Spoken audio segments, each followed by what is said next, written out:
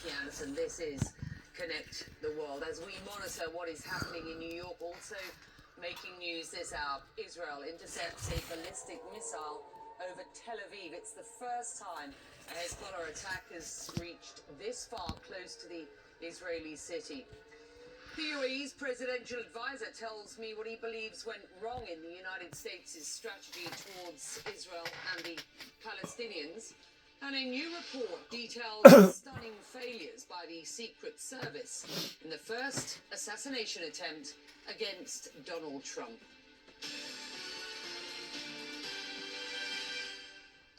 Connecting the world. I want to say, first of all, that this has been probably one of the most challenging things that I personally have ever had to deal with towards being a good communicator, towards being able to talk to people, even though I'm using basically my social media platform to do so. At least I am getting my message out there without various people wanting to come and knock down my door and drag me out of my house and throw me into a mental institution or throw me into jail by saying that I had done this or done that. That's one reason why that I wanted to touch base with so many different people. It wasn't the fact that I'm some sort of celebrity hound, because really and truly I could care less about the celebrityisms of all of this. To be quite honest with you, I find it to be quite uncomfortable in stepping out into the eyes of the general public pertaining to the Homo sapiens here upon to the planet, because they have become so wittily smart that it's difficult to be a good communicator to where the people that you're trying to address isn't just the average everyday old Joe, but the smartest of the smart, the richest of the rich, the powerfulest of the powerful. So, in essence, by me saying all that, I find it to be very uncomfortable in the position that God has put me in. But I really don't have a whole lot of say-so about it, because I know that this is the position that God has put me in. And even though I don't like it, I do not like the fact that I have been shoved out into the limelight like this. I don't like also to see unjustfulness happen all over the planet, especially whenever you get to looking at the Middle East and you get to looking at so much suffering pertaining to the endless children over there, or the people over there that didn't have nothing to do with the war, that are basically civilians that are having to go through so much suffering on account of these barbarians that are doing what they're doing.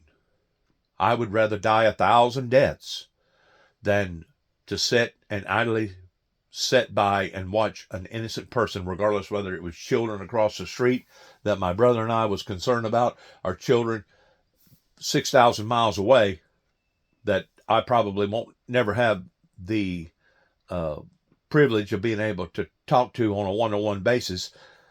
I'd rather die 1,000 deaths than to sit idly by and not say something about all the unjustfulnesses that is happening all over the planet right now, including right here in Weakley County, Tennessee.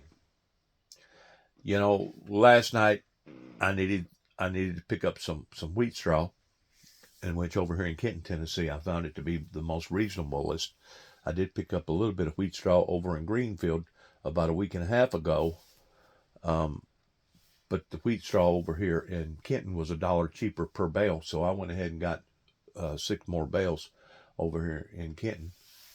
I think it cost me $36 plus tax or whatever. But in me doing so, I wanted to stop and get some fuel, some gas, to put in some of my 2-cycle motors around here, weed eaters or blowers or whatever. That's basically non-ethanol, that don't have no ethanol in it. And Kenton over here is one of the places that you can go and get that type of gasoline. I think you can probably get just about anywhere if you know where to get it at. But while I was there, I went ahead and walked across the parking lot after filling my container up. And I could tell that two or three individuals was sitting outside, which that's where they usually sit. Basically, the locals over in Kenton, Tennessee. And one of the people that was sitting there that I was really surprised in still seeing, which was Jerry Green. I spoke to him just briefly. And the only thing that I said to him, business as usual, business as usual. Of course, about the other 6 or 7 men that was sitting there around him just kind of looked at him and looked at me kind of funny, like, well, what's he talking about? Business as usual. Well, the fact of the matter is, this resistance movement began in Kenton, Tennessee. And when those people look at me, I don't know what they believe that they're looking at. They may think that they're looking at a liar. They may think that they're looking at a manipulator. They may think that they're looking at somebody that's deceitful. They may think that they're looking at somebody that's an imposter, which that's basically what I've been accused of all along, is somebody that was fraudulent. But I'm going to tell you what I look at. I look at a group of people that I have pity on, because I know that they have not experienced the experiences that I've experienced. And because they have not experienced those experiences, I know that, theoretically speaking, they're not going to have either remorse or empathy or sympathy pertaining to the things that I've been through, even though this has been one of the most challenging scenarios that I think that I've ever had to accomplish. just like me walking around here with a womb pump now for the past 3 weeks, that is starting to see gains pertaining to it doing its job as far as the womb itself decreasing rather than increasing, which is a good thing. Even though it's costing $150 a day to rent it out, it's a $5,000 pump plus. This has been going on now for basically almost 10 months since my operation, a full 9. And I'm trying to juggle all these different balls. I'm trying to take care of the things that need to be taken care of here on the farm. I'm trying to take care of myself. I'm trying to make sure that I'm doing all the right procedures pertaining to the health administration. And at the same time, I'm trying to get my message out to the people towards being a good communicator. It's a lot of balls for somebody to be juggling that never did even so much as get a GED. But I have managed. And the reason why that I have managed is because of the cloud. The cloud has helped me. Artificial intelligence has helped me tremendously towards me being able to effectively get my message out there. And like I said, I don't like it.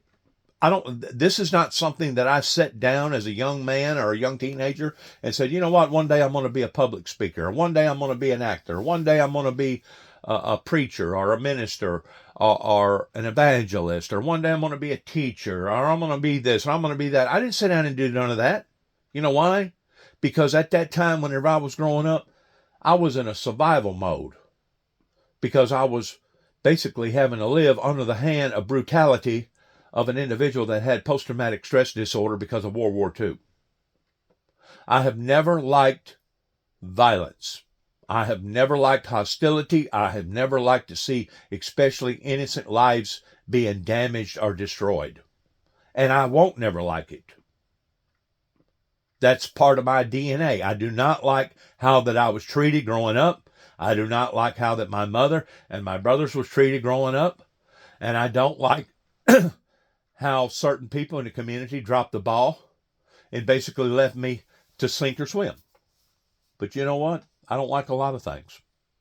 I didn't like to get out and mow my yard whenever I was trying to recuperate from all this, whenever it was 100 degrees outside, but that don't mean I'm going to get a John Deere tractor out here and disc it all under. That way I won't have to worry about mowing my yard. So there comes a time in an individual's life, regardless whether it's Christian or non-Christian, believer or non-believer, there comes a time that you have to weigh out the differences towards, does this outweigh that, or does that outweigh this?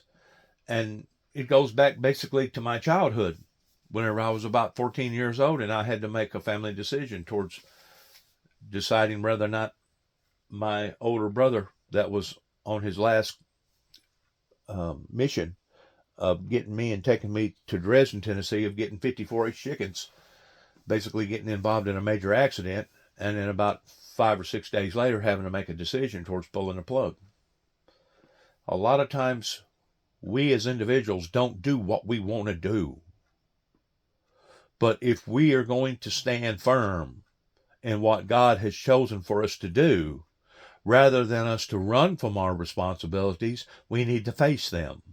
And I feel like, especially this year, putting out as much material that I have put out to the general public, especially trying to go through this other procedure of an old injury that happened in 1979 of falling off of a 4-story building, I feel like that I have done maybe not so much of an adequate job, but at least I have stayed afloat in still being able to stay within the compounds of the race. Haven't won the race yet, but I'm still in the race. And I'm going to fight. I'm going to continue to fight. I'm going to fight for not just myself, but I'm going to fight for those children out there that can't speak for themselves. I'm going to fight for that little old lady and that little old man that wants to say something, but just can't grasp enough courage to get out there and actually say what they want to say. I'm going to fight for them people. I'm going to fight for the people that are being abused. I'm going to fight for the people that are being rejected and neglected. You know why? Because all those things that I just got through telling you about, I can relate to. I can relate to, and as I basically finished summing up a letter to Mr. Neal, Terry Neal over in Kenton, Tennessee, Leroy Neal's son, expressing to him that if the things that has went on in the past 40 years was done intentionally, that him and his family will be the ones that have to answer for that. And that I hoped that the things that had occurred ignorantly and not intentionally. But I did correspond to him as in, you've lost. Just like Benjamin Dempsey and him doing what he done, the attorney over in Huntington, Tennessee. You've lost. Just like the authorities here in this area. You've lost. And now we can see the damages that not Juby has done, but what they have done in response towards basically putting everybody in behind the 8 ball, especially the lives of the innocent. That is what is so earth-shaking to me. I mean, absolutely earth-shaking. That society, especially over in places like the Middle East or Russia or other parts of the world, and you got to put America right there with it, that we have taken 1 step forward but 2 steps back when it comes to being a civilized society.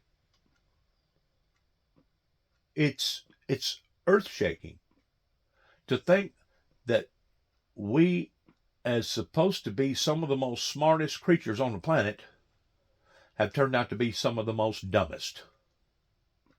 And whenever I watch stuff on TV pertaining to the Middle East, it upsets me. I don't want to watch that. It hurts me to see that and to know that innocent lives are being basically destroyed. But at the same time, it goes right back to whenever I had to make a decision about my older brother. You know, we don't do necessarily what we want to do, but we do what we feel like that we have to do. And that's where I stand today in standing for God and standing for the righteousness of God, is that I will continue to stand, though I may make a mess out of my own personal life, though I'm not the smartest person in the world or the sharpest knife in the drawer, I'm going to continue to stand for the righteousness of God, no matter if teetotal hell busts loose in my life and I'm on my way down. I'm going to still stand for the glory of God. Because I'm going to be like Job. I will not curse my God and die. Because I know whom my Redeemer is. And I just pray to God that everybody else will come to that conclusion too before it's too late. Please watch. World leaders at the United Nations calling for peace in the Middle East. On the ground, a new escalation between Israel and the militant group Hezbollah.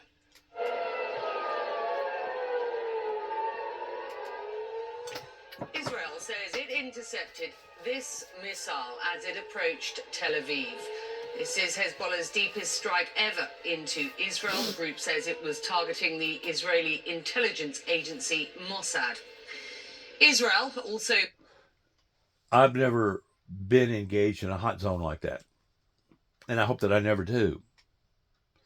But to me, in correspondence, to relate to something like that would be if you was hearing defense whistles going off all over the community about a monster coming into your area pertaining to a horrible, horrible tornado, and you having to seek shelter, not knowing if your life is going to be spared or not. I just can't imagine how those people's lives over there in Ukraine and other areas of the world, it's unacceptable in the 21st century of seeing such barbarianism that's going on. It's unacceptable. To Lebanon again today, more than 20 people there were killed. Officials say some 500,000 people in Lebanon have now left their homes. Some are sharing grim descriptions of remains strewn along the road. Villagers in southern Lebanon have been heading north, and the Israeli military has a warning for them. Don't come back yet. It is not safe. Let's get you to the region with Jemana Karadshe in Beirut and Nick Robertson, who is in Tel Aviv. Nick, we've known that Hezbollah has missiles capable of reaching Tel Aviv. The graphic that I want to put on the screen now shows the various types and range of its rockets. As I understand it, this is the first time a missile of... Look at the range level right there.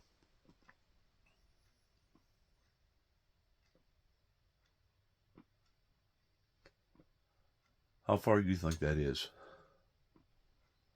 Probably about 200 miles from the outer perimeter.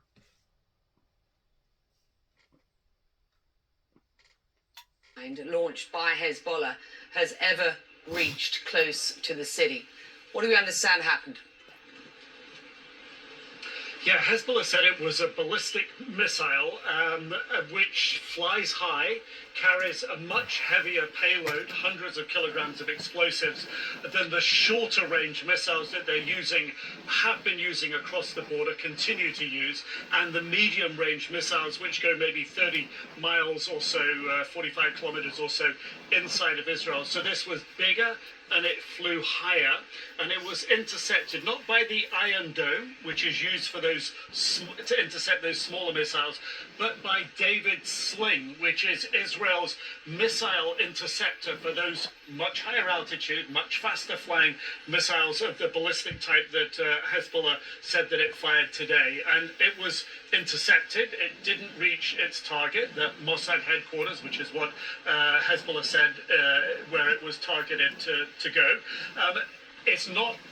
we understand that there were no casualties on the ground, that this detonated in the air, but it does represent an escalation, not an escalation that some in Israel feared could happen, whereby Hezbollah would fire multiple of these missiles to try to get around the defensive missile system here. So it is a signal, but it really speaks to that escalation, and we've heard in the last hour that Israel has decided to call up 2 reserve brigades of troops. This does seem to bolster the possibility and growing expectation that Israel may send troops across the border. They currently have their 98th Division paratroopers up along the border, which are, according to the defense minister who was visiting with them yesterday when they were training, their best prepared ever unit, their best equipped. He said that they've been in combat for a year, so they were more than battle ready, that they had a lot of experience. So it does appear as if this step change with the missile is bringing a step change with the way that Israel will respond. Nevertheless, it is continuing with these continuing rounds of missile strikes into Lebanon that they say are targeting Hezbollah infrastructure, command and control, senior commanders, but that are killing civilians as they do that. Let me bring you in, Jemana. Thank you, Nick. Beirut providing shelter, meantime, for about 10,000 people displaced from southern Lebanon, and the Israeli military warning them not to return home until further notice. As I understand it, there have been more extensive strikes on Lebanon today. What do we understand, or is it clear at this point what those strikes are targeted? Well, Becky, first of all, when it comes to the mass displacement that we are seeing across Lebanon, from southern Lebanon, from the eastern parts of the country, from Lebanon, from Beirut's southern suburbs as well, there's no exact figure that has been provided by authorities. But as you had mentioned earlier, we are talking about, according to the foreign minister, a number that is approaching nearly 500,000 people, which, if you put it into context, that's nearly 10% of Lebanon's population that has been displaced right now. I mean, you have people in their thousands, Syrians and Lebanese, who are trying to cross back into Syria in search of safety, into Syria, Becky. And you also have, for example, here in Beirut, in the hotel where we are staying at, we have seen an influx of displaced families who've arrived from southern Lebanon and also from the southern suburbs as well, with nowhere to stay. They are staying in hotels. So this is definitely a crisis that this country cannot afford to deal with in terms of supporting mass displaced population right now. And then you have the continuing airstrikes. The Israeli military saying that they are carrying out extensive strikes that are mostly focused on southern Lebanon and the eastern Bekaa region. They say that they have hit 100 Hezbollah targets, but that was earlier in the day. We've had reports of more strikes since. The Israeli military says it has continued or begun striking in Nabatia in southern Lebanon. So we expect to get more updates during the day. Lebanese authorities are confirming these areas have seen heavy airstrikes today. At least 23 people killed, according to the health ministry, a number that is continuing to rise again by the hour. From what we are seeing, dozens more injured. And it's unclear, Becky, how many of those who are killed and injured are Hezbollah fighters, how many of them are civilians. But as we have seen in the past few days, there are many women and children, according to Lebanese authorities, among the casualties. And then you talk about the injured. You've got healthcare, the medical system in this country that was already on its knees before this, because of the COVID crisis, the financial and economic crisis, the Beirut port blast, as you know very well. They have been struggling to deal with the influx of thousands of injured in the past week. And everyone you speak to here, Becky, is bracing for what might come next. So much fear and apprehension. Jemana Koreche is in Beirut. Just the fear and apprehension that she's talking about is tormentive. That would be the same as if a tornado just got through hitting down the road and you know that it was coming your way, of not knowing what the end result was going to be, whether or not your home was still going to be standing, whether or not you was going to live through it, etc., etc. Whenever the Bible talks about Satan will come down in great wrath because it or he knoweth his time is short, we're seeing this not only on human perspective levels, but we're also seeing this now on the forces of nature levels, because we used to not have a major hurricane over here in America, but about every 20 years or so. It's got to the point here lately, we basically have a major hurricane almost every year. and sometimes even more than once a year. So between the forces of the nature and basically nature sharing its wrath with society and with evil people displaying its wrath, it's making life intolerable down here for a lot of people. And I think that I can speak for that because it is grieving stricken in watching all this stuff going on. Well, frustration, disappointment, and contempt. Countries from this region are voicing all of those reactions to Israel's role in the expanding Middle East violence, both inside the UNGA and on the sidelines. Take a listen to what the Emir of Qatar and Iran's president had to say at the UN in New York on Tuesday. Naturally, blind Israeli state terrorism over the past few days in Lebanon, followed by a massive aggression with thousands of victims, cannot go unanswered. The responsibility for all consequences will be borne by those governments who have thwarted all global efforts to end this horrific catastrophe and have the audacity to call themselves champions of human rights. The blatant aggression against the Palestinian people in the Gaza Strip today is the most barbaric, heinous, and widespread aggression, and a violation of humanitarian values and international conventions and norms. This is not a war in international relations in its well-known and common concept. Rather, it is a crime of genocide using the latest weapons against the people. Well, there's also criticism of US President Joe Biden's speech coming from Lebanon's foreign minister. President Biden only briefly referenced the fighting. Foreign Minister Abdallah Habib said it was not strong, it is not promising, and it would not solve this problem, while adding, I am still hoping the United States is the only country that can really make a difference in the Middle East and with regard to Lebanon. He also said the only way Israel's government can survive is with wars. And more on the region and what is being said in New York later in this show. Meantime, we are watching for Volodymyr Zelensky's big speech at the United Nations. Ukrainian president set to give his address to the General Assembly today. On Tuesday, Ukraine's wartime leader told the UN's most powerful body, the Security Council, that Russia would have to be, in his words, forced into peace.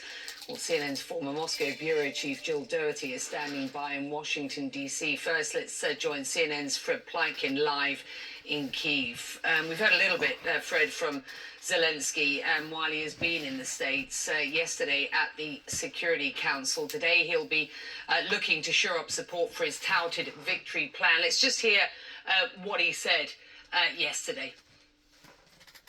Putin has broken so many international norms and rules that he won't stop on his own. Russia can only be forced into peace. And that is exactly what's needed, forcing Russia into peace as the sole aggressor in this war, the sole violator of the UN Charter.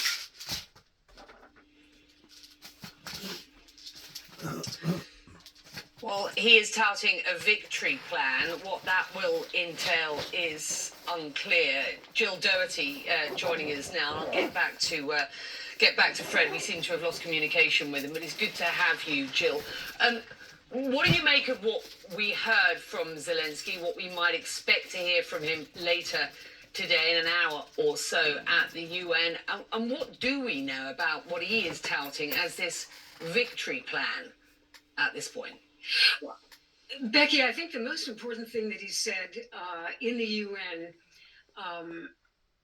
is really this idea that you have to force Russia into peace, force Putin into peace.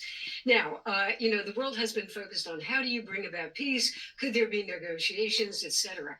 And essentially, I think what Zelensky is saying is it's not going to happen, that Putin is not interested in negotiations and does not, at least at this point, want peace. So what he's saying is you essentially have to force him, and forcing is short-term and long-term, and that's where it gets complicated for Zelensky. He needs the weapons, he would argue. He needs far more weapons than he has. He needs the approval of the United States and some of the other countries, UK and France, although they are farther down the road on this. You need the approval to use long-range missiles to hit military targets in Russia.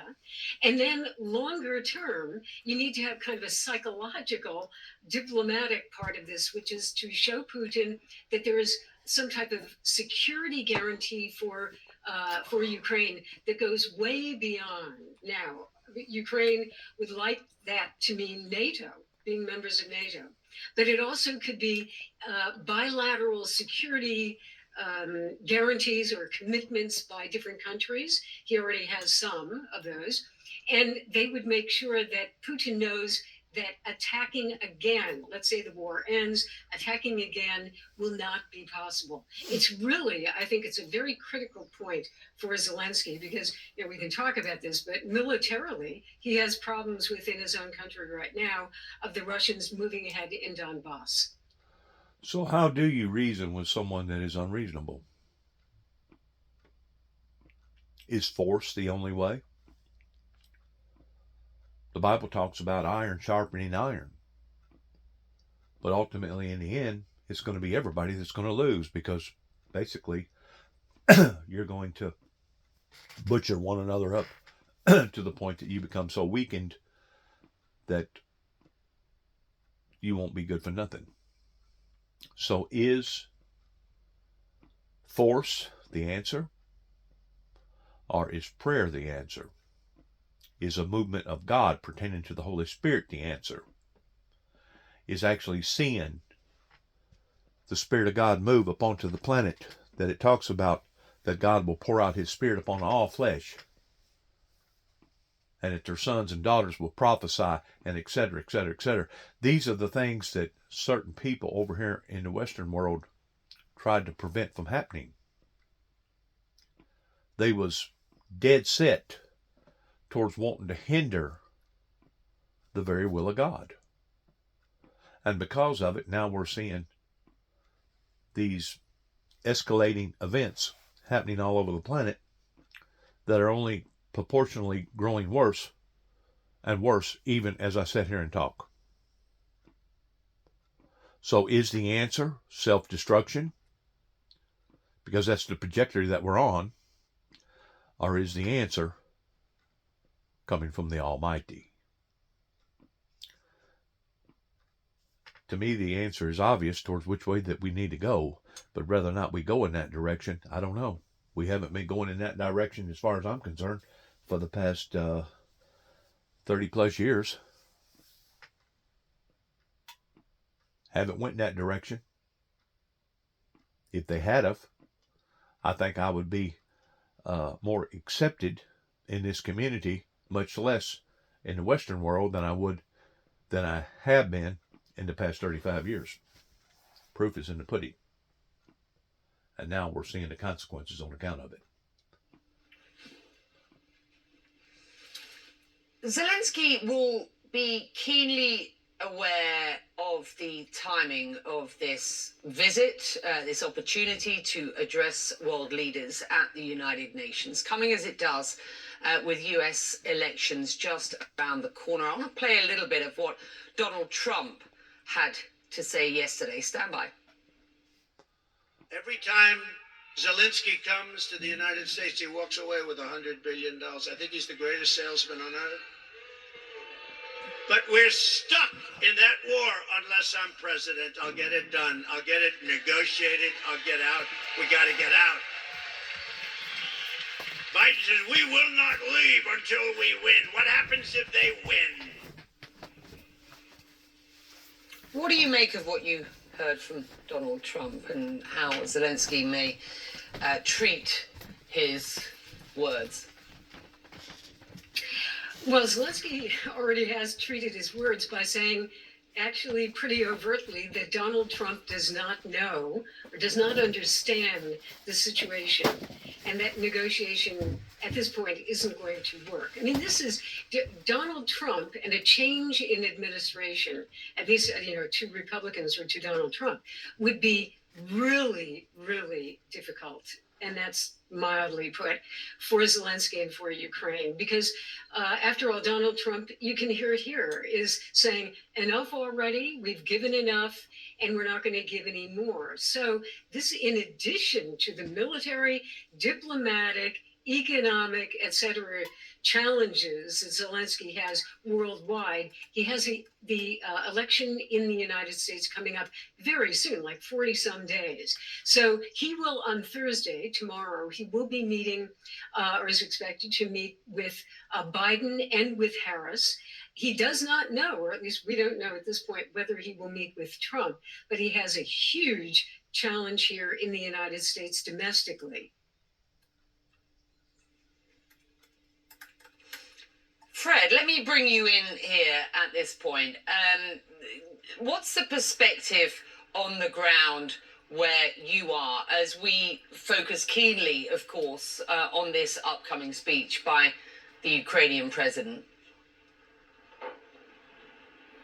Well, I think the feeling on the ground here, Becky, is that this is definitely a key week for the Ukrainian president, and certainly also a key week for the entire country, and the way forward really to try and bring this war to a close, and to a close that is acceptable for the Ukrainians. One of the things, of course, that we have to see in the backdrop of all of this, as President Zelensky is there in the United States and at the United Nations, is that right now it's a really difficult situation for the Ukrainians on many areas of the battlefield. If you look, for instance, in the east of the country, the Russians have been making faster gains than before. They're not very fast gains, but they certainly are faster than before in the east of the country. And in some areas there, the situation is quite critical for the Ukrainians, where they remain outmanned by far and still remain outgunned as well, even though they are getting more from their allies than they had been before. The Ukrainians, of course, at the same time, launching that incursion into Russian territory, hoping to relieve some of the pressure on those other front lines. And President Zelensky has said that all of that is also part of what he calls his victory plan. So essentially,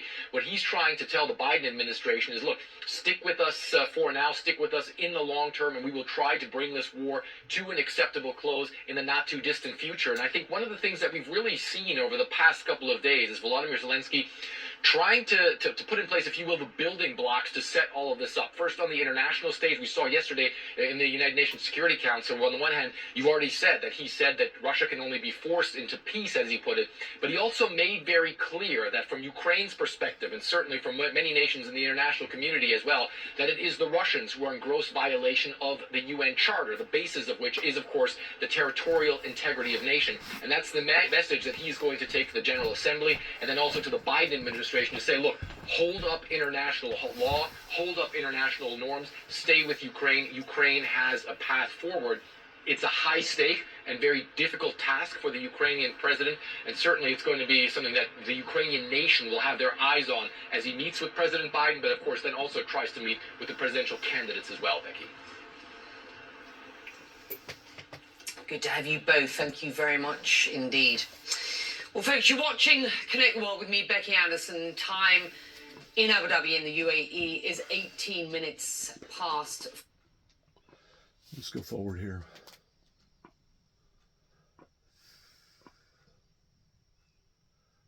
Go forward, go forward.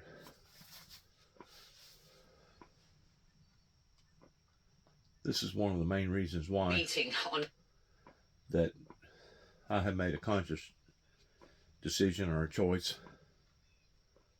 to say basically that I have accepted Satan's challenge towards him coming over here pertaining to the Arab family, the Arab royal family over in Saudi Arabia. And rather than see the endless pain and agony and anguish that's going on over there and all over the world, why don't we just simplify it to where either I will sacrifice my life or he will sacrifice his, pertaining to the devil's doomsday duel that it talks about in not only Revelations but the last part of Daniel. To me, the answer is obvious. Wouldn't you rather sacrifice one life versus sacrificing millions?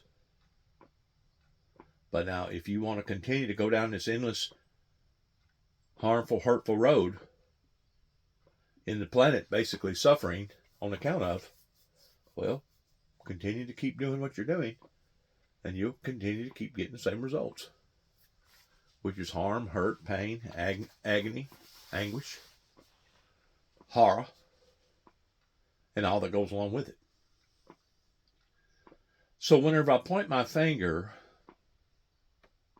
at the Western world, especially those in this area that could have supported the windmill ministries but chose not to, I want them to take a good look at the choice that they have made of seeing the consequences that are going on and that are only exploding. They're only ratcheting up and getting worse rather than getting better. And I hope that all these people that made the decision that they made in not supporting the founder of the Windmill Ministries missions, that they can live with this decision. Because they have brought this upon to the world. They have brought this upon to their own children and their own families. This has been one of the most difficult things that I think any individual could sit down and look at and itemize and saying, God, are you sure that you desire for me to be a part of all this? Is this really your plan? And I've struggled with it. I've fought with it. I've tried to run from it. And it's become a part of my life. And you can call it an infatuation if you want to. But to be quite honest with you, if I had to make an infatuation about righteousness and holiness pertaining to God versus being an infatuation on wickedness and sin and evil and bringing harm and hurt in innocent people's lives, I'd much rather be infatuated with God and the commandments of God pertaining to the righteousness of God and the teachings of the Lord Jesus Christ any day, than to be infatuated with nothing but evil and wanting to be selfish and greedy and not being willing to share yourself with others and basically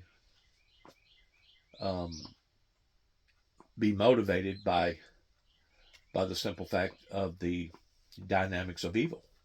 I'd much rather have the infatuation of God than I would evil.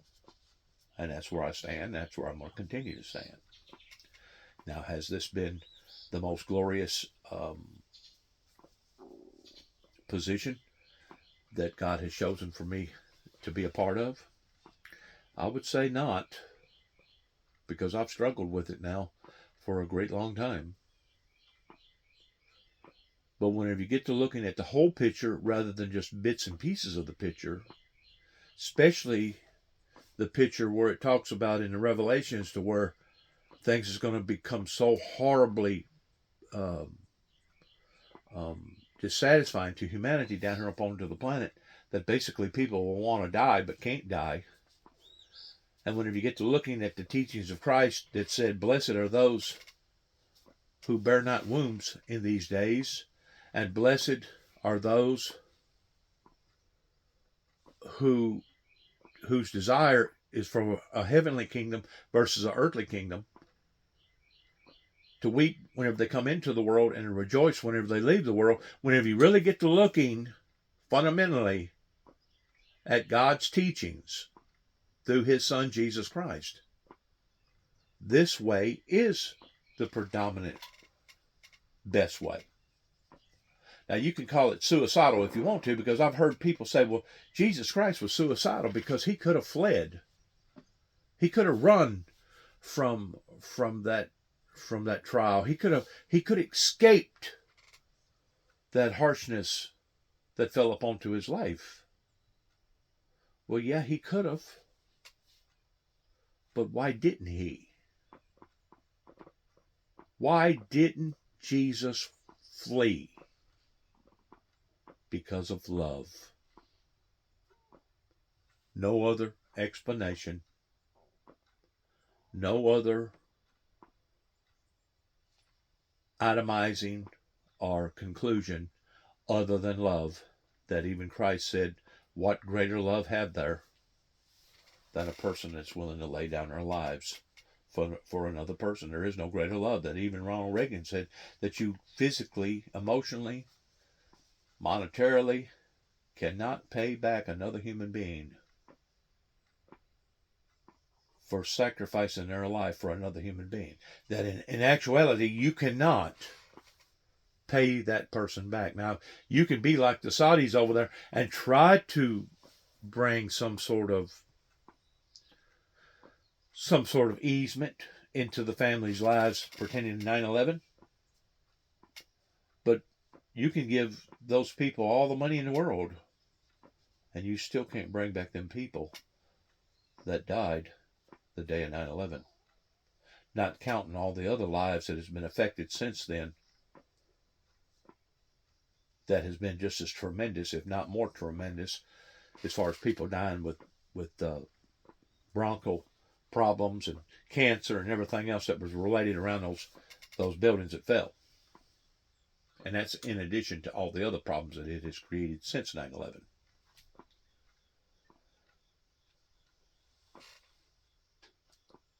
Been President Joe Biden and UAE President Mohammed bin Zayed, underscoring what the UAE describes as a 360-degree partnership between the two nations. Traditionally rooted in defense and security, today the US-UAE partnership is focused squarely on the global tech race. The UAE is investing billions of dollars in advanced technologies and the clean energy required to power AI. And much of that investment is in partnership with US companies, including Microsoft and AI giant NVIDIA. So if people think that social media, YouTube, Google, Sarah, Angie's List, Twitter, all these other different social media platforms are going away, they're not going away. Whenever you get to looking at these type of investments of people that's basically putting down hard-earned cash in making these type of investments, I promise you, artificial intelligence and the internet is not going away.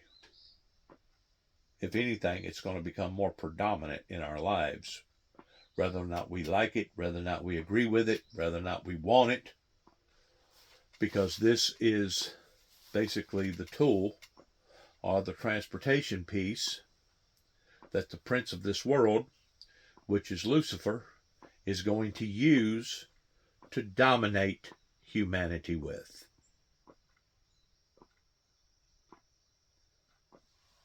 This is the reason why that I continue to say, and those that knows anything about my life knows what I've said before, that if I would have come onto the scene 50 to 100 years before now, or if I would have come onto the scene 50 to 100 years later, as this beast is rising out of the sea, or rising out of nowhere,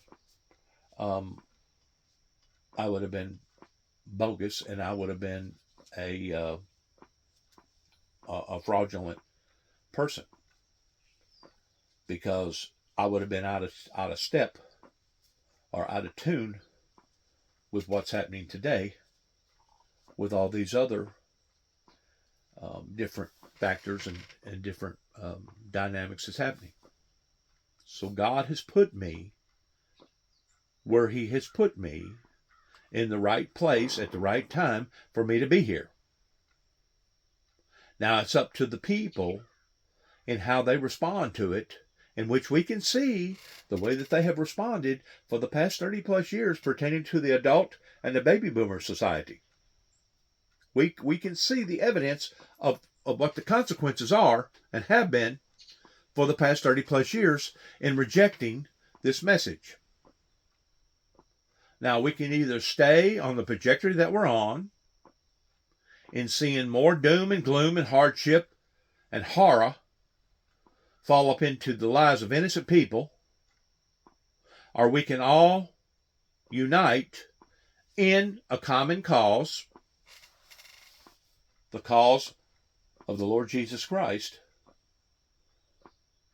in pulling together in a unified, righteous, holy, godly way versus a unrighteous, ungodly way.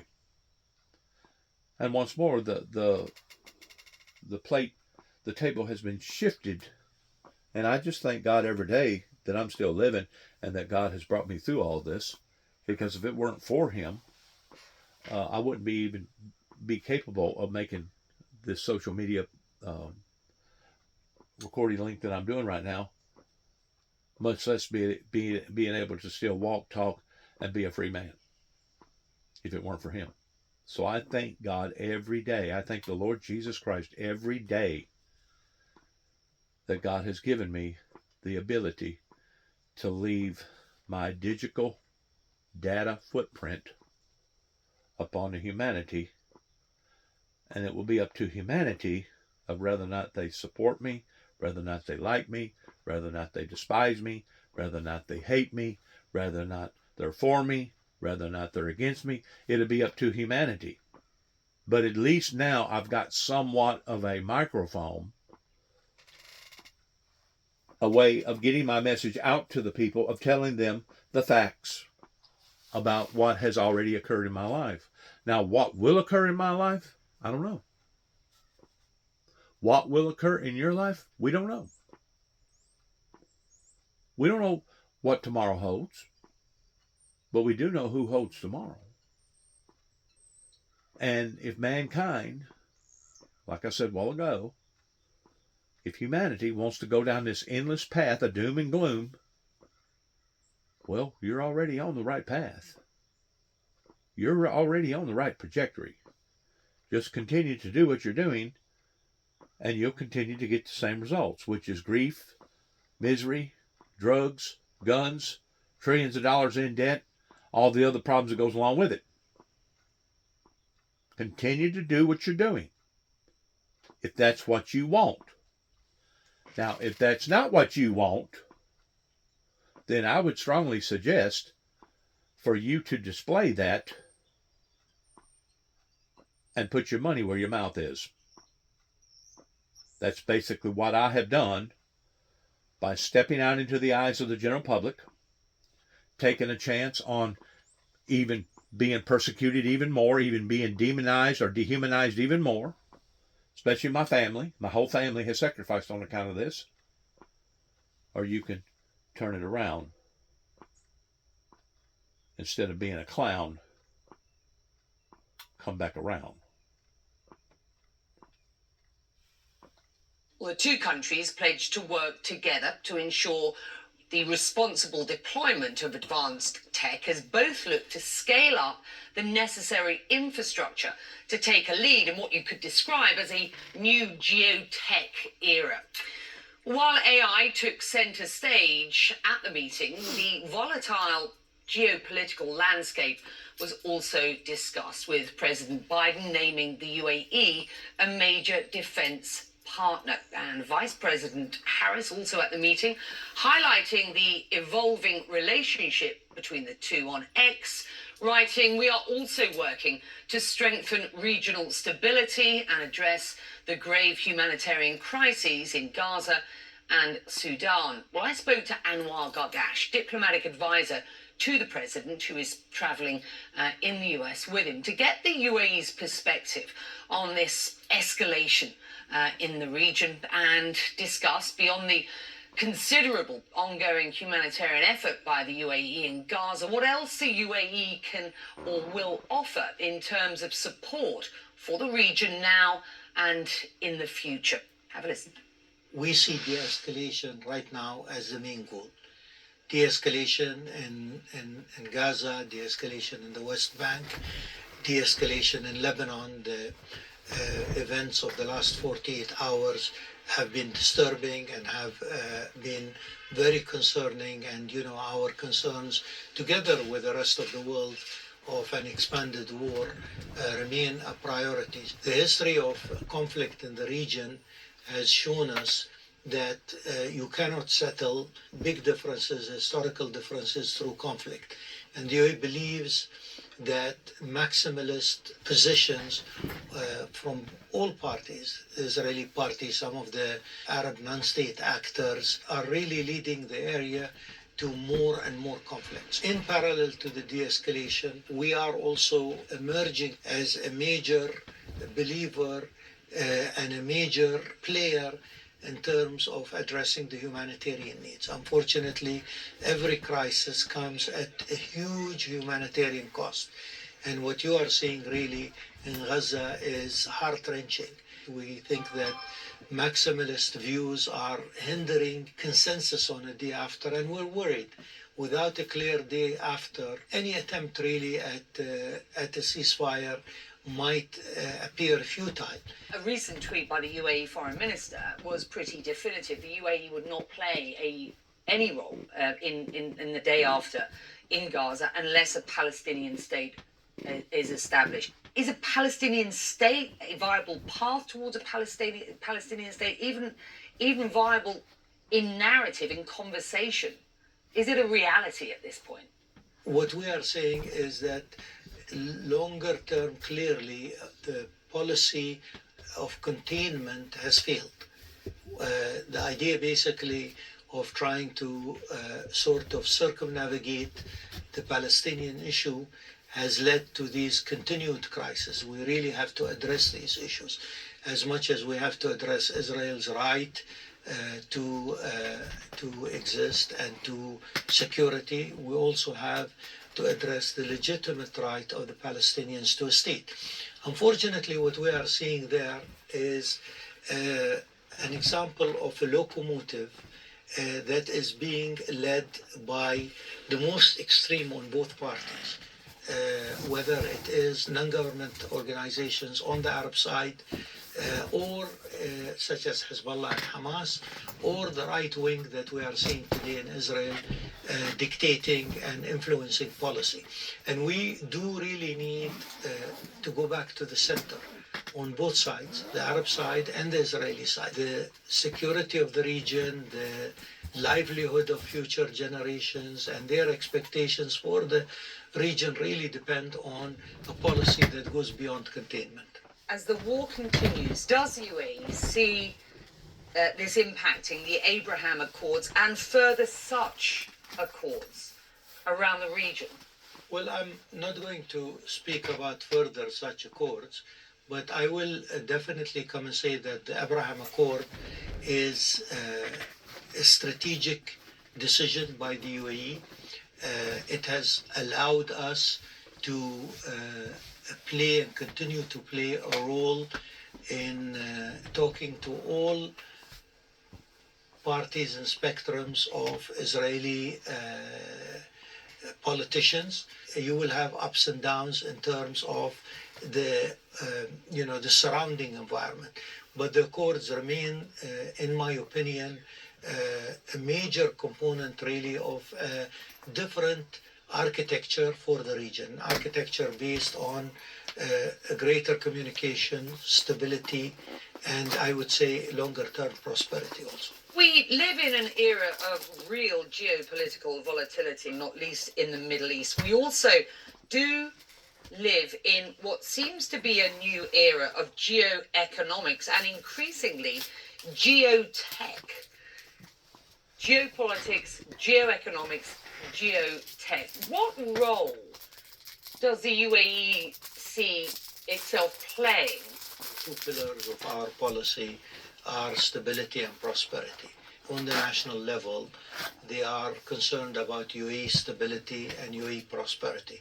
But beyond the national level, I think we also have a responsibility towards regional stability and regional prosperity. We're a firm believer that on the one hand, we want to work on the prosperity of the UAE, but we also want a spillover effect, a cascading effect. You can't prosper alone. You have to prosper collectively. The UAE is a trailblazer, but also I think we have a mindset where we see cooperation as the future, not competition. For some time, your country has sought deeper regional security assurances from the United States. Following the meeting with President Biden, he posted on X, and I quote, "I spoke with the UAE president about carrying our nation's relationship forward, including the UAE becoming a major defense partner of the United States." The visit of His Highness the President was mostly and almost exclusively about the future. It was about the economy, it's about technology, and about the UAE's bid to partner in what is the technology of the future, partner and invest and so on and so forth. These meetings will always cover some regional issues, especially looking at the sort of environment that we see today. I think the U.S. announcement in this area and understanding that the UAE and India have that designation is again another sign of a huge trust in the UAE by Washington. From a practical point of view, it will mean a lot of things in terms of procurement, in terms of training and so on and so forth, and in terms of how that relationship is being seen by people who actually manage that relationship in the defense area. But I think the political signal here is extremely important, a signal of trust, a signal of a partnership that has really gone through a lot of difficult tests and has emerged, even stronger. The diplomatic advisor to the UAE President, Anwar Gargash, speaking to me from New York just after the show yesterday. Well, still to come, shocking new revelations, brand new details on the security failures surrounding the first assassination attempt on former President. Now let's go forward here. Yeah, Becky, lawmakers say that this report... Back up a little bit. Right there. CNN's national security reporter Zachary Cohen is live in Washington with the very latest. Zachary.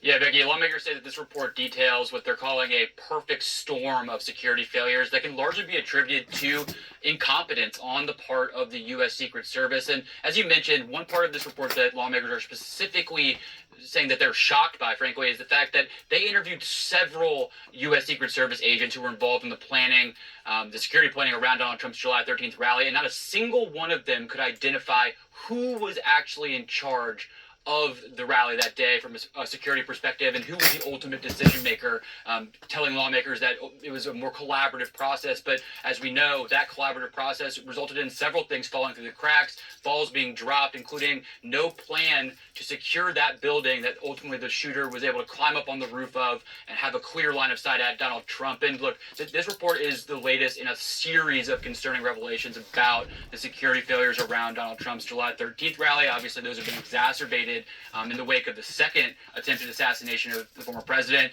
And also this persistent and lingering threat that U.S. intelligence officials say is posed by Iran, who is increasingly planning to ramp up their attacks and their plans to target Donald Trump and people around him. So really this evolving threat environment adding to concerns about Donald Trump's security and really prompting calls from lawmakers for the Secret Service to overhaul the way that they protect not just Donald Trump, but anyone under their protection. Understood. It's 9:36 in Washington, D.C. Thank you. The U.S. aerospace giant Boeing facing no shortage of challenges right now. It is in the grips of a major labor strike on top of months of lingering questions about its plane's safety, which erupted after that frightening door plug incident back in January.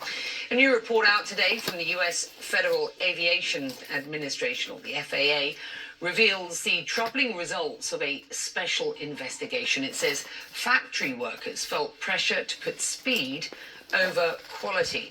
And some workers said they lacked proper job training. CNN aviation correspondent Pete Muntean joining us now with the details. This is pretty damning stuff, Pete. Just walk us through this audit and what else it found. Some egregious findings here, Becky, in this never-before-published audit of Boeing's plant in Renton, Washington, the same plant where that brand-new 737 MAX 9 rolled off the production line without the critical door plug bolts installed, leading to that terrifying door plug blowout you just saw on Alaska Airlines Flight 1282. The findings include the results of... Boy, oh boy. That goes beyond gross negligence. Something that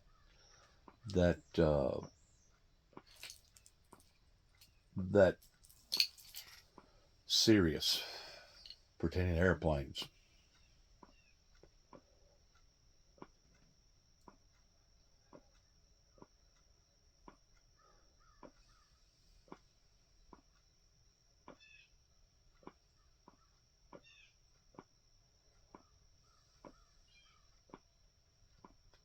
Let's hear what this guy's got to say. Last week, optimism is gone. They're trying to hold on to hope. And I hope they still can.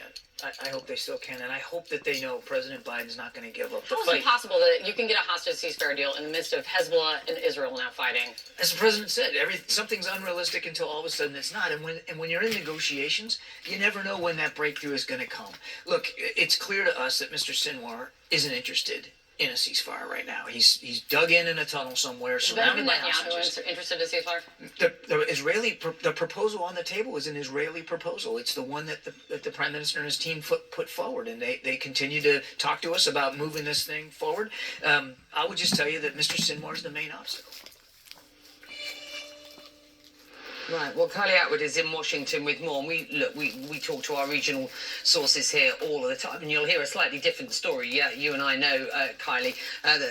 There is not only a lot of much criticism of Yahya Sinwar, who is now the head and would be the head in any negotiations for Hamas, but also criticism of Benjamin Netanyahu, of course, not least by the hostage families themselves, many of whom who say he's sacrificing a ceasefire and hostage deal for a coalition that frankly will keep him in office. Look, realistically, where do these negotiations stand at this point? And what of Washington's involvement? Does it have any plan B at this point? Well, listen, we have been saying that the negotiations have been paused for quite some time. I think it's more realistic to say at this moment they have hit a dead end. When we see what is happening between Israel and Hezbollah along that Lebanon border, it has made it much more complicated, if not impossible, Becky, U.S. officials say, to drive forth what are those efforts to bring about an end to the war in Gaza, those ceasefire and hostage negotiations that the U.S. officials have been working feverishly on for months. Notably, when I visited the region with the Secretary of State last month, he went to Egypt. He didn't even travel to Israel. It was the first time since October 7th that he had traveled to the region and not gone to Israel. Okay. It was an indication. Kylie, I'm just gonna break into you here, and I'll get you back, because Volodymyr Zelensky is just about to speak at the United Nations, and we must listen in. And a day that must never come. On the night of March 4th, 2022, I received one of the most terrifying reports since the beginning of a full-scale Russian invasion against Ukraine. The report was about Russian tanks firing directly at the buildings of our Ukrainian nuclear power plant, the Zaporizhzhia nuclear power plant, the largest one in Europe, 6 nuclear reactors. The Russian army stormed this facility just as brutally as any other during this war, without thinking about the consequences, possibly disastrous. This was one of the most horrifying moments of the war, when no one could know how Russian strikes on the nuclear facility would end. And everyone in Ukraine was reminded of what Chernobyl means. Now, the Zaporizhzhia nuclear power plant remains occupied by Russian forces, unfortunately, and it's at risk of a nuclear incident. This is the major source of radiation danger in Europe, possibly in the world. That's why In the peace formula I presented, the first point is about nuclear safety. In Ukraine, we know exactly what we are dealing with. And I want to thank you, the General Assembly members, for adopting a resolution in July this year on the safety of nuclear facilities in Ukraine. Most in the world understand what's at stake. The General Assembly demanded that Russia return control of the Zaporizhzhia nuclear power plant to Ukraine. Only then real nuclear security will return to Europe and the world.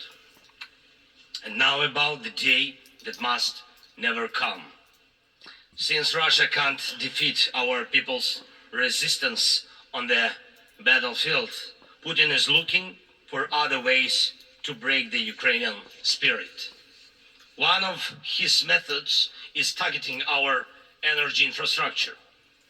And these are deliberate Russian attacks on our power plants and the entire energy grid. As of today, Russia has destroyed all our thermal power plants and a large part of our hydroelectric capacity. This is how Putin is preparing for winter, hoping to torment millions of Ukrainians, ordinary families, women, children, ordinary towns, ordinary villages.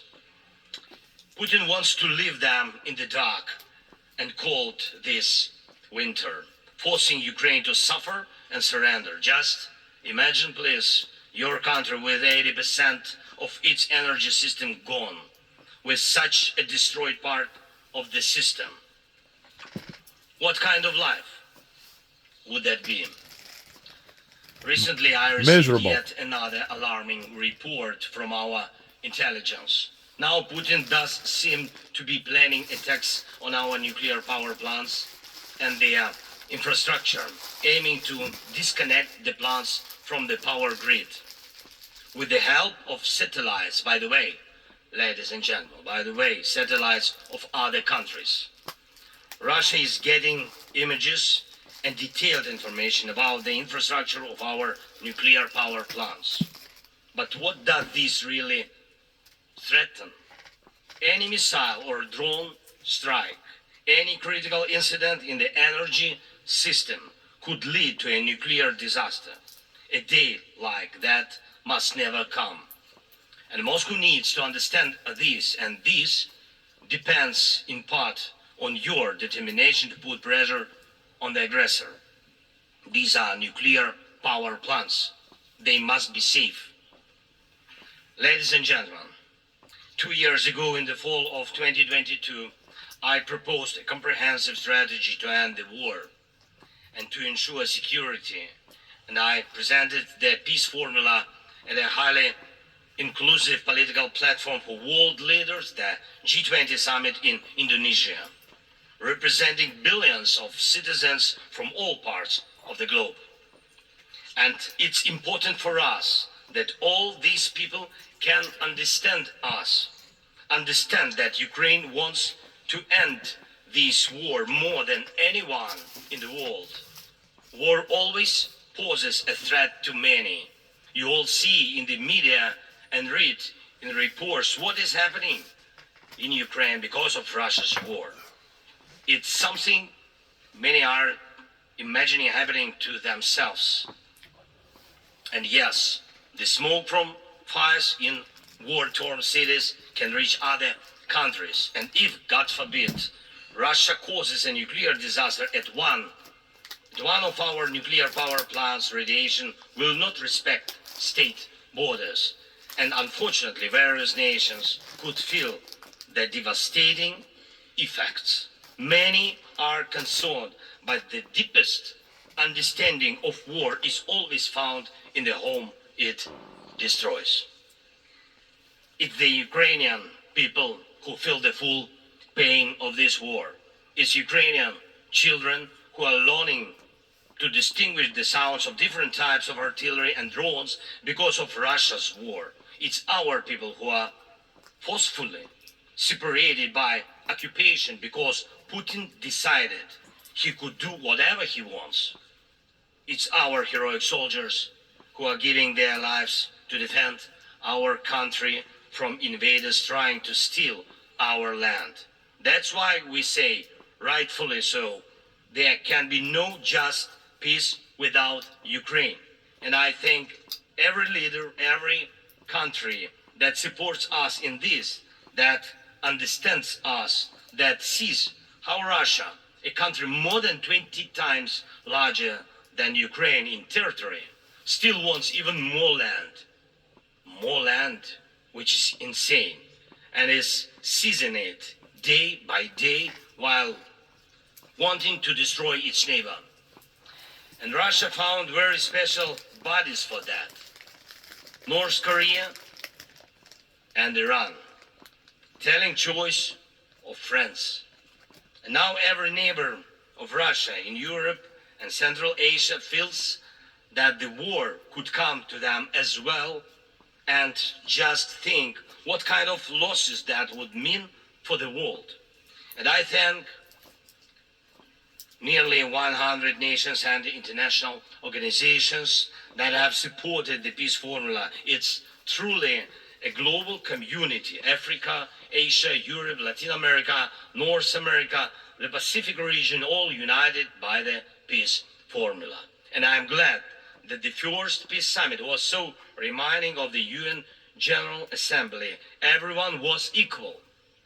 All nations that participated in the peace summit, large and small, no veto right, no blocking authority, those that have been independent for ages and those that have only recently gained independence, those that have gone through wars themselves, and those accustomed to peace, all were equal. That is what Russia hates the most and cannot control. That's why Russia says the peace formula doesn't suit it. Here at the UN, I've already met with leaders from India, Guatemala, Japan and Italy, Turkey and Finland, Canada, Paraguay, Slovenia, Germany and others, and my meetings will continue. These are different, absolutely, parts of the world and various political waves of life, but they share the same understanding. Peace is needed, and it must be a real, just peace. Unfortunately, at the UN, it's impossible to truly and fairly resolve matters of war and peace because too much depends in the Security Council on the veto power. When the aggressor exercises veto power, the UN is powerless to stop the war, but the peace formula can. Once again, there is no veto power in it. That's why it's the best opportunity for peace. Everyone is equal, and it's effective and comprehensive. When some propose alternatives, half-hearted settlement plans, so-called sets of principles, it not only ignores the interests and suffering of Ukrainians, who are affected by the war the most, it not only ignores reality, but also gives Putin the political space to continue the war and pressure the world to bring more nations under control. Any parallel or alternative attempts to seek peace are, in fact, efforts to achieve a lull instead of an end to the war.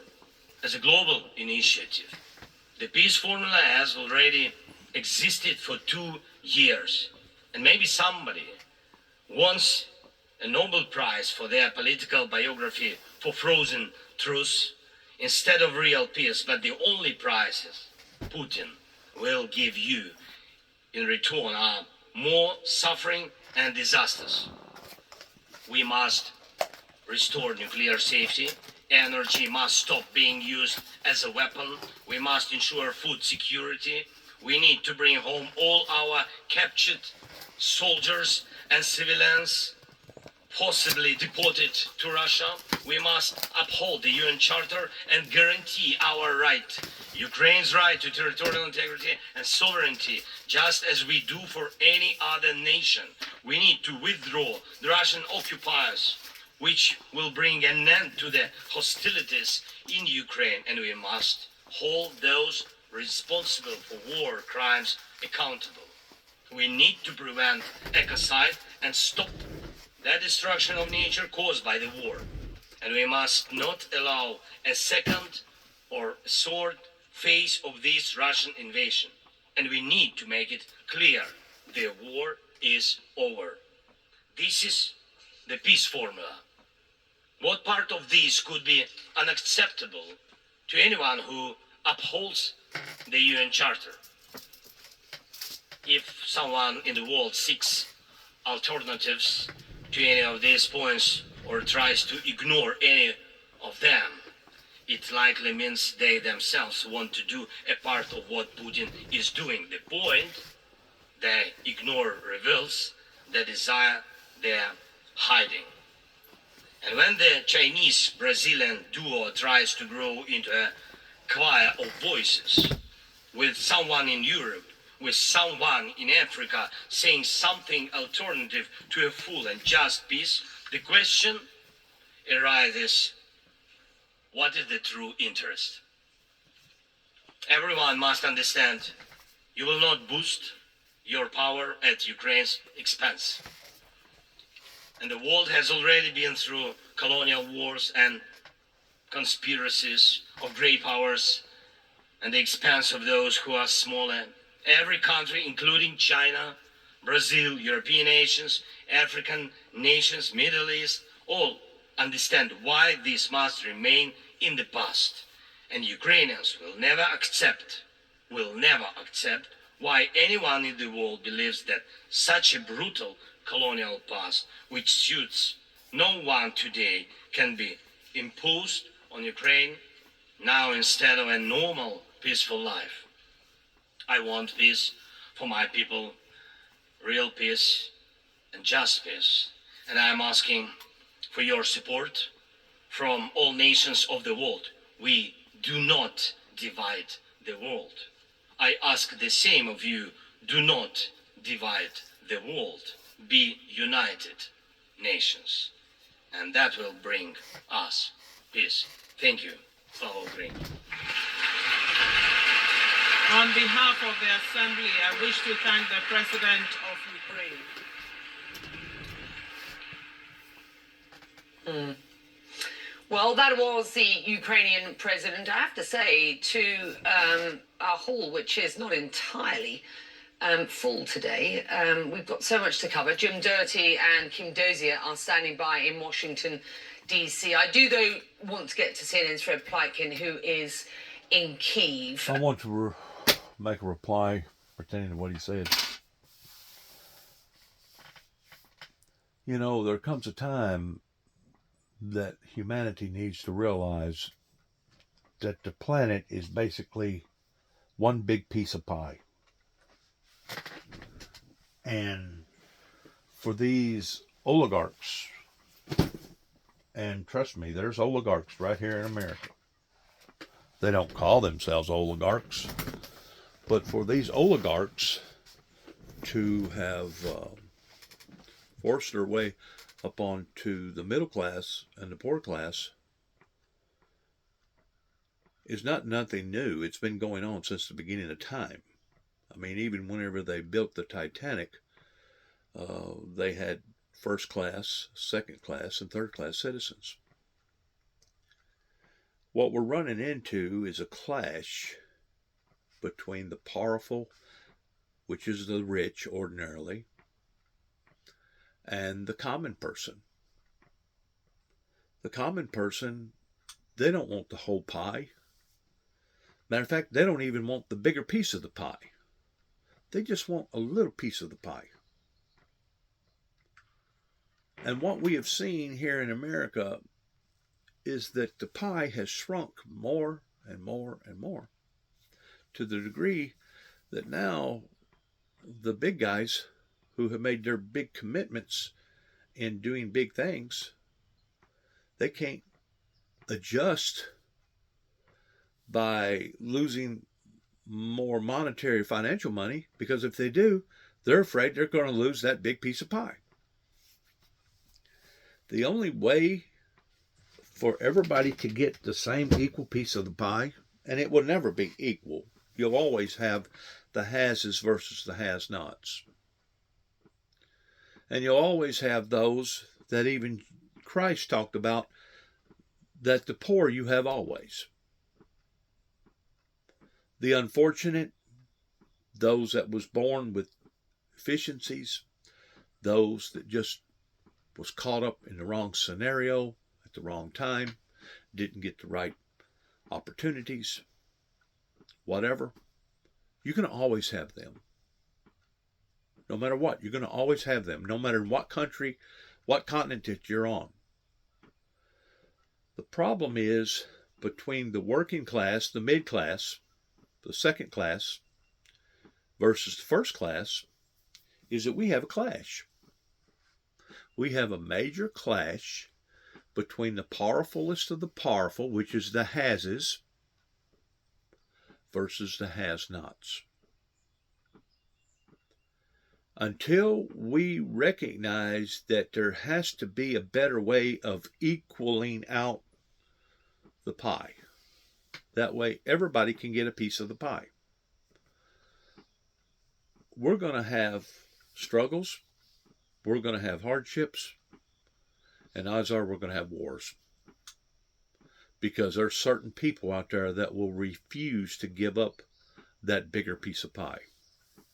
They will totally refuse to give up their positions in power, regardless whether they be the strongest of the strong. Let's look at the medical industry pertaining to Big Pharma versus a local big farmer around here that farms maybe 4,000 or 5,000 acres of property.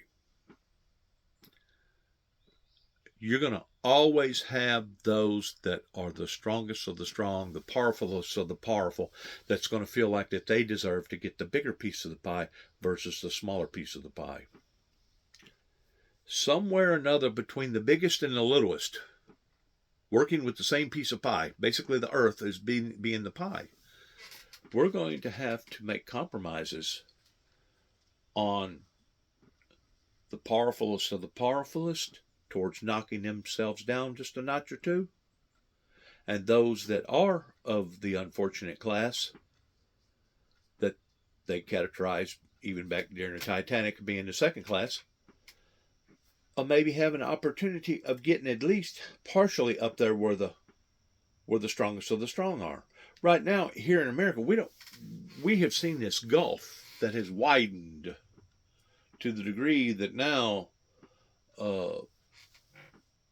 the working class pertaining to those that started out on the poor class, the third class, moving to the second class, will never have the opportunity of going to the first class, because there just isn't no opportunities unless you have made the right decisions at the right time and you was invested in the right people, and all of a sudden, boom, bam, something unfolded, and now you got that big piece of pie versus that little piece of pie.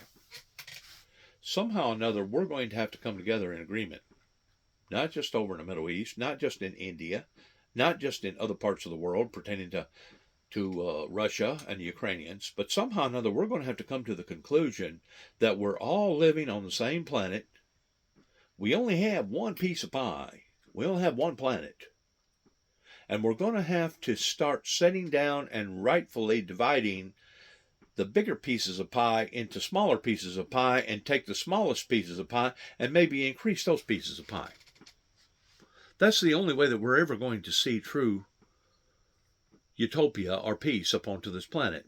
And once more, it's going to take the leadership of the Holy Spirit to be able to guide us and direct us in those areas. Because if not, we're basically stone cold doomed whenever it comes to working ourselves out of this storm that obviously various politicians has placed us into.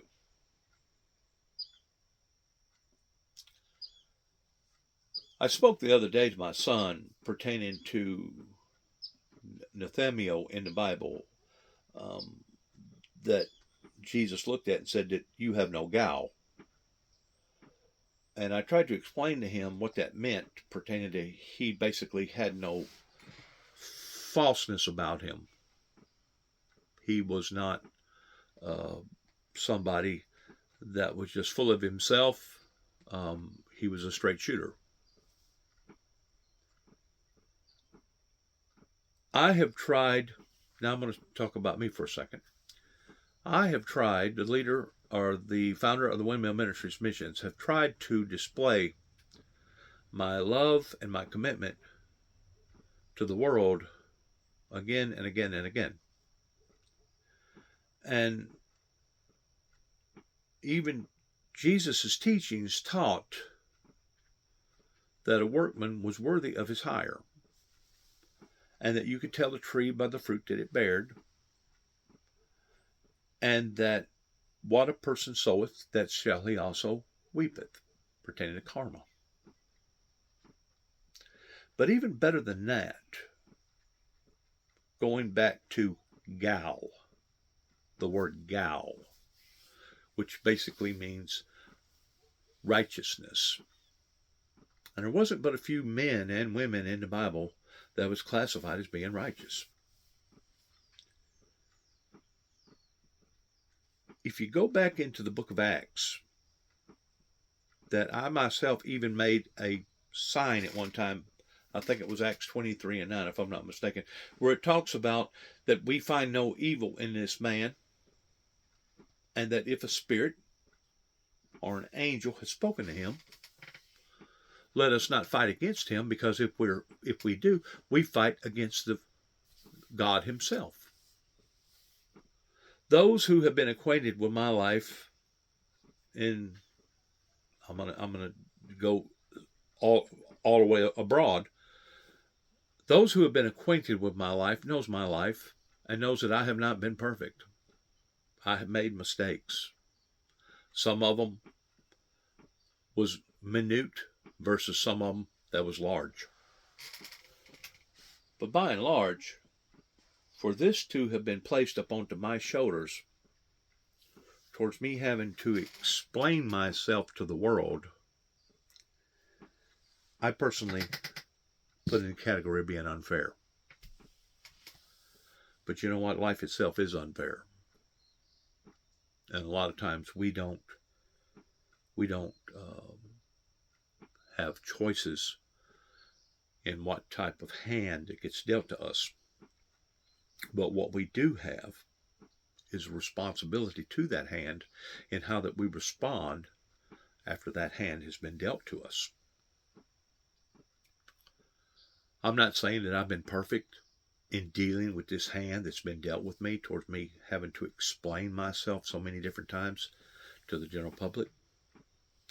But what I will say, under the circumstances of basically being a non-educated person and having to be a good communicator, a spokesman, what I will say is that God has given me the ability to fight and to continue to fight and fight and fight and fight for the unjust, for those who are being treated unjustly, to fight for the poor, to fight for the mid-second class citizens as well as the third class citizens, and also fight to some degree for the first class citizens, that they still need to have that better edge. They just don't need to have as much of it. But I haven't been fighting for myself, but I've been fighting for the generation and the generations below me, that hopefully we will all have a cleaner, safer, better place to live. That's kind of like me going up to Land Between the Lakes up here in Western Kentucky. What has occurred in Western Kentucky, we cannot change. We cannot alter. We cannot ignore the things that has happened in Western Kentucky. Has happened in Western Kentucky pertaining to the TVA and Land Between the Lakes. But what we can do is make an adjustments for the generations growing up below us. That way they can have the same enjoyment as what we have had in the past, those that are familiar with this national park up here, of being able to go and enjoy ourselves, be set around a campfire, go fishing, go hiking, go biking, go walking, and do the things of nature. Because those was the very things that ancestors, friends, family, foe, basically had to sacrifice for.